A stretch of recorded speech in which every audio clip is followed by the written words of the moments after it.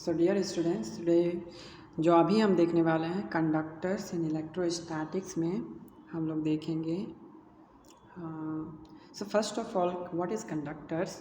Conductors मतलब क्या? इसमें बहुत सारे फ्री इलेक्ट्रॉन्स होते हैं। फ्री इलेक्ट्रॉन मतलब कहीं भी मूव कर सकता है, ये ऊपर नीचे आगे पीछे दायां बायां सब जगह मूव कर सकता है। So that is called the conductors. Now, if you keep these conductors in an electric field, so how does it behave? Those things we are going to discuss in this section. So हम लोग different cases लेके करते हैं और different types of conductor को different situation में लेके करते हैं। तो पहला केस हम लोग लेते हैं जो कि सबसे ईजी और सबसे इम्पॉर्टेंट भी है। मान लो एक सॉलिड कंडक्टर है। सॉलिड कंडक्टर इसमें बहुत सारे इलेक्ट्रॉन्स कंटेन करता है and this conductor I am keeping in an external electric field. No, if you keep this electric field, तो इलेक्ट्रिक फील्ड क्या करता है? इलेक्ट्रॉन को अपनी तरफ खींचेगा, तो इलेक्ट्रॉन इधर की तरफ मूव करेगा एंड दस व्हेन इलेक्ट्रॉन इधर मूव करेगा तो यहाँ पे नेगेटिव आ जाएगा और इधर पॉजिटिव जनरेट हो जाएगा। तो यहाँ पे एक अंदर एक इलेक्ट्रिक फील्ड जनरेट हो जाता है। Now this electric field will keep generating. कौन सा इलेक्ट्रिक फील्ड? अंदर में जो जनरेट हो रहा है। कब तक जनरेट होगा? जब तक ये बाहर वाले इलेक्ट्रिक फील्ड को कैंसिल आउट ना कर दे। तो मतलब जब भी सॉलिड कंडक्टर को अंदर में रखते हो तो क्या होता है? एक इलेक्ट्रिक फील्ड जनरेट होता है अंदर की तरफ, और कब तक जनरेट होता जाएगा? जब तक कि बाहर के बराबर ना हो जाए। एंड फाइनली क्या हो जाता है? अंदर में नेट इलेक्ट्रिक फील्ड दोनों इक्वल हो जाएगा और टोटल इलेक्ट्रिक फील्ड क्या कर देगा? जीरो कर देगा। मतलब इंटरनल और एक्सटर्नल बाहर का जो इलेक्ट्रिक फील्ड है उसके बराबर हो जाएगा internal electric field and both will cancel each other and net electric field will be give zero. ठीक है, तो ये हो जाता है। अब नेट इलेक्ट्रिक फील्ड जीरो हो जाएगा मतलब क्या होगा? कोई वर्क ही नहीं करना पड़ेगा, कोई चार्ज को एक दूसरे जगह से लेके जाने के लिए। मतलब वो सारे एक इक्विपोटेंशियल रीजन बन जाएंगे ये सारे। तो इसे हम लोग क्या बोलेंगे कि अंतर पोटेंशियल कांस्टेंट हो जाता है। ठीक है, और थर्ड पॉइंट जो इसमें हम बताने चाह रहे हैं, क्योंकि ये इक्विपोटेंशियल सरफेस बन जाता है तो जो भी इलेक्ट्रिक फील्ड है वो जो भी आएगा वो सरफेस के ऊपर परपेंडिकुलर हो जाएगा। मतलब क्या? यहाँ पे आप देख रहे हो, यहाँ पे इलेक्ट्रिक फील्ड आएगा and thus it turns perpendicularly on the surface and then when it comes out it is and inside क्या होगा? इलेक्ट्रिक लाइन जीरो होंगे। ठीक है, so this was the first case when a solid sphere you are keeping in a external electric field. Now we'll see what does happen when a hollow conductor आप अंदर में रखते हो। Now suppose this is a hollow conductor and inside कोई भी charge नहीं है, इसको मैंने एक्सटर्नल इलेक्ट्रिक फील्ड में रख दिया। तो यहाँ भी सेम चीज़ें होती है, क्योंकि इसके पास भी कंटेन करते हैं बहुत सारे फ्री इलेक्ट्रॉन, तो सेम चीज़ें होती है यहाँ पे भी। यहाँ पे नेगेटिव चार्ज आ जाएगा, यहाँ पे पॉजिटिव चार्ज आएगा। क्यों? क्योंकि इसको अट्रैक्ट करेगा, इलेक्ट्रिक फील्ड अंदर में जीरो हो जाता है। तो अंदर में जो होता है इलेक्ट्रिक फील्ड, कोई भी हॉलो स्फीयर होता है वहाँ पे जीरो हो जाता है। ठीक है, हाँ, इसीलिए हम लोग शील्डिंग में भी यूज करते हैं। मतलब अगर कोई कंडक्टिंग डिवाइस है जैसे मोबाइल हो गया और anything, if you want to protect it you keep it in a conducting material, inside a conducting material. जैसे ऐसा बोला जाता है कि जब बिजली गिरता है, मतलब जब थंडर स्टॉर्म आता है, you are more safe inside a car than outside. क्यों?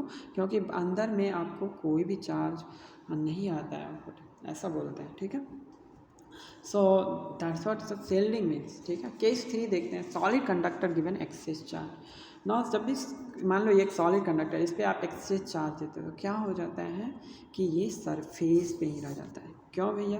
क्यों ये सरफेस पे रहेगा?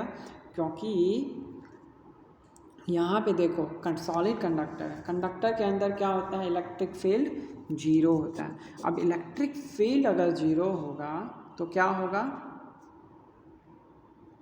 अब इलेक्ट्रिक फील्ड अंदर में अगर जीरो हो गया तो जो भी चार्ज है वो बाहर ही रहना चाहिए। क्यों? क्योंकि गॉस लॉ तभी वैलिड हो पाएगा, क्योंकि कोई भी चार्ज अंदर जाएगा तो नेट इलेक्ट्रिक फील्ड भैया आपको मिलेगा अंदर में, और अगर अंदर में अगर इलेक्ट्रिक फील्ड मिलेगा that is Gauss law that means Gauss law is invalid in that case. तो इसलिए हम लोग बोलते हैं कि all the charges actually remains on the surface, ठीक है।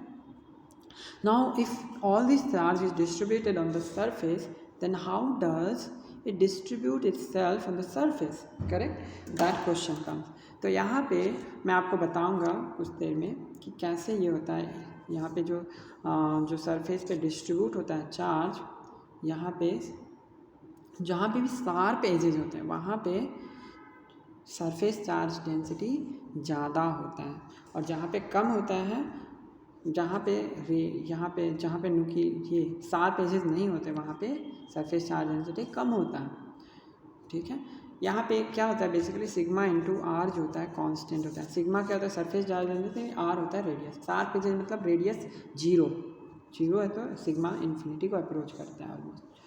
तो इसलिए यहाँ पे बोलते हैं जहाँ भी शार्प एजेस होता है, इसीलिए वहाँ पे ज़्यादा स्पार्क की संभावना होती है। जब ज़्यादा शार्प होते हैं एजेस कंडक्टर के, शार्प एजेस अवॉइड भी करते हैं कंडक्टर में, इसीलिए, ठीक है।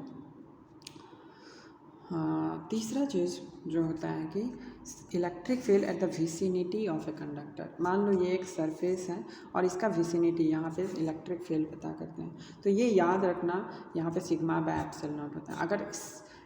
अगर आपको एक सरफेस दिया होता है कंडक्टिंग सरफेस, उसमें सिग्मा बाय 2 एप्सिलॉन नॉट होता है। लेकिन ये अगर कंडक्टर है उसके विसिनिटी पे पता करना है तो ये होता है sigma by epsilon not. Remember this. और ये सिग्मा क्या होता है लोकल चार्ज डेंसिटी, मतलब यहाँ पे अगर पता करते हैं तो इस यहाँ पे जो सिग्मा होगा वो लोकल चार्ज डेंसिटी वो होता है। इसको मतलब डेरिवेशन इजी है, कुछ ऐसा नहीं है। अंदर में चूँकि इलेक्ट्रिक फील्ड क्या होगा, जीरो होगा, तो इसके कारण जो मतलब ये लोकल चार्ज डेंसिटी के कारण जो इलेक्ट्रिक फील्ड होगा, अनरेस्ट के कारण जो यहाँ पे इलेक्ट्रिक फील्ड होगा, वो दोनों इक्वल होना चाहिए। अब इक्वल होगा तो बाहर भी क्या होना चाहिए, क्योंकि अंदर में दोनों का उल्टा डायरेक्शन होगा, बाहर में दोनों का सेम डायरेक्शन होता है, तो वो ऐड हो जाता है। तो एक पे सिग्मा बाय 2 एप्सिलॉन नॉट, दूसरे पे भी सिग्मा बाय 2 एप्सिलॉन नॉट, और ऐड होकर सिग्मा बाय एप्सिलॉन नॉट देता है। सिमिलरली केस 4 की बात करते हैं, hollow conductor with excess charge. Now this is a hollow conductor and you have given some excess charge to it. तो electric field क्या होगा देखते हैं।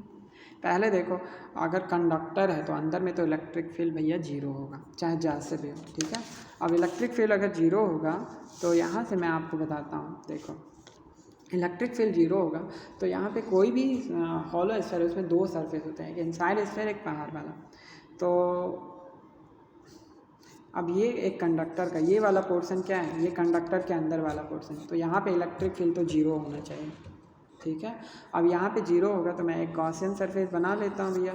गॉसियन सरफेस बनाऊँगा तो मुझे ये कितना इंड्यूस होगा अंदर वाले सरफेस पे वो पता चलेगा। कैसे पता करेगा, ई डॉट डी एस क्या होना चाहिए, जीरो। क्यों, क्योंकि इलेक्ट्रिक फील्ड जीरो है भैया वहाँ पे।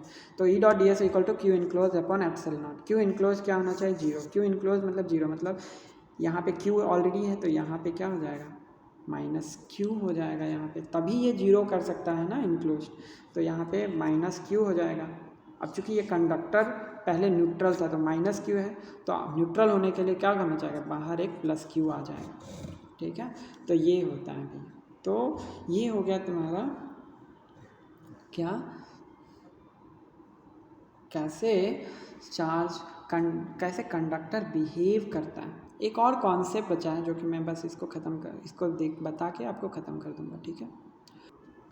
देखो तो यहाँ पे क्या है, charge distribution on conducting surface. जैसे मैंने आपको बताया कि चार्ज कैसे डिस्ट्रीब्यूट होता है, मैंने बताया था सिग्मा इंटू आर जो होता है वो कांस्टेंट होता है। कैसे होता है बस उसी को मैं बस एक्सप्लेन कर रहा हूँ यहाँ पे। मान लो ये एक सॉलिड स्फीयर है जिसमें कि 2 पॉइंट है पी और क्यू। अब ये पी और क्यू जो होना चाहिए सेम पोटेंशियल पे होना चाहिए। अगर इसको क्यों, क्योंकि कंडक्टर है भैया, कंडक्टर में सारे सरफेस क्या होते हैं, सेम पोटेंशियल पे होते हैं, तो V P must be V equal to V Q के बराबर। अब इसी डायग्राम को मैं ऐसे भी ड्रॉ कर सकता हूँ। मान लो ये पी है, ये एक किसी यहाँ पे एक स्फेरिकल सेक्शन बना लूँ, और ये P क्या है, उसका एक पार्ट है। सिमिलरली यहाँ पे एक स्फेरिकल सेक्शन बना, Q जो है इसका पार्ट है, ठीक है। तो मैं क्या करूँगा, मैं इस स्फेयर इसको मैं ऐसे भी ड्रॉ कर सकता हूँ, क्योंकि ये दोनों सेम पोटेंशियल पे होंगे। तो मैं इसको ड्रॉ करने के लिए बस ऐसे समझ सकता हूँ कि मैं ये स्फेयर, ये वाला स्फेयर लिया और ये वाला स्फेयर लिया और इसको इनफाइनाइट डिस्टेंस से एक कनेक्टिंग वायर के साथ कनेक्ट कर दिया। तो भी क्या होगा, सेम सिचुएशन है, क्योंकि ये भी सेम पोटेंशियल पे, ये भी सेम पोटेंशियल पे होगा फिर, क्योंकि कनेक्टिंग वायर है और इसका इफेक्ट नहीं होगा। तो यहाँ से बस वही क्या, तो यहाँ पे इसका पोटेंशियल क्या होगा, KQ1/R1, इसका हो जाएगा KQ2/R2। अब ये दोनों इक्वल होना चाहिए, है ना। तो मैं क्या करूँगा, KQ1/R1, के मैं एज इट इज़ लिख के कैंसिल होगा, Q1 क्या हो जाएगा, Q1 होगा, इसमें जो सरफेस चार्ज डेंसिटी था σ1 इंटू 4, इसका सरफेस एरिया 4πr², R1 नीचे था, इसका भी सिमिलरली वैसे ही लिख दोगे, इससे आपका ये वैल्यू आ जाएगा σ1 R1 कांस्टेंट। मतलब क्या, σr जो होता है कांस्टेंट होता है। तो सरफेस चार्ज डेंसिटी हमेशा याद रखना is inversely proportional to R, मतलब जहाँ पे R छोटा होगा surface charge density will be bigger. I hope it's understandable. Thank you.